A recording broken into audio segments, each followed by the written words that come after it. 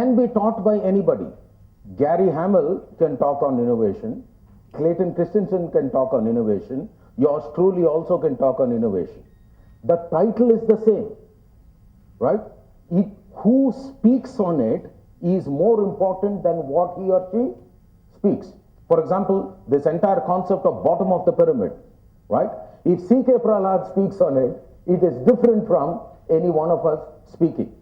So what I'm going to talk about in the agenda you have, how you brand yourself as an individual and why that is necessary. So this entire concept of branding, from a talent acquisition point of view, people join leaders and they leave the leaders. And I put an asterisk there, and the reason why I put that asterisk is because I am disagreeing with Marcus Buckingham.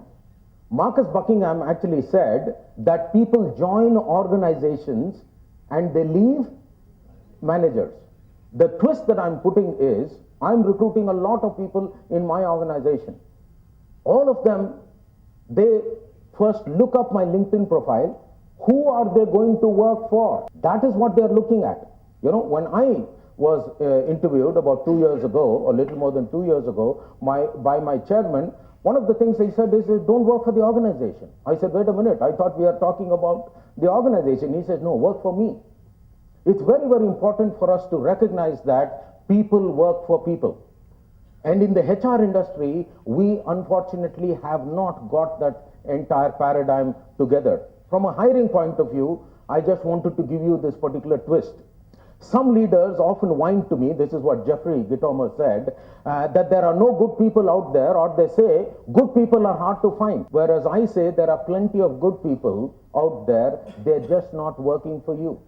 I can put this twist in the training context also. There are nobody coming for the training program. People are not interested for coming for training programs. Can be a complaint. On the other hand, in my organization, I have a big waiting list for people to enroll on my training program, not on the subject. In fact, in my earlier organization, there's one particular person who attended 18 of my sessions. So one of those sessions he came and they asked him, why are you coming for this training program? He said it is because it's an Anand Pillai training program.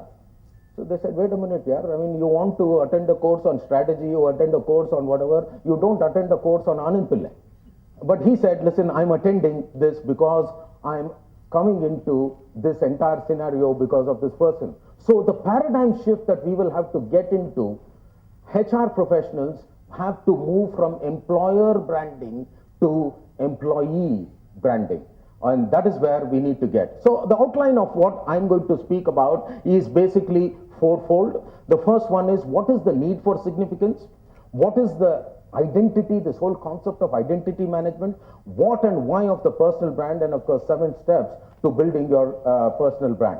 I want to start off with this quotation by Riddesdale and Nordstrom, two Stockholm School of Business professors. This is what they said: the surplus society has a surplus of similar companies employing similar people, coming up with similar educational backgrounds, with similar jobs, coming up with similar ideas, producing similar things with similar prices and with similar quality.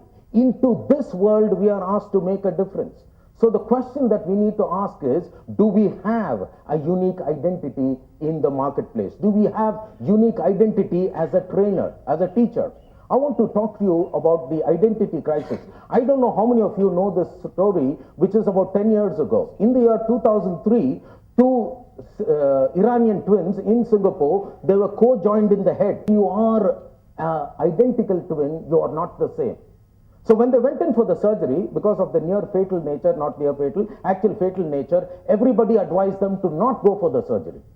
The minister came and advised, the parents came and advised, but they were hell-bent on that. And finally, when they signed the indemnity bond, they were told, are you taking responsibility for the surgery? They said, yes. Do you know that you are going to die after the surgery? Not, you are possibly going to die, you are going to die. They said, yes, we want to do that. Then they asked, why do you want to go for the surgery? And this is what they said. And I was in Singapore when I heard this in the news. My hair stood on its end when I heard the statement, and that statement was this: we would rather die as individuals than live without an identity.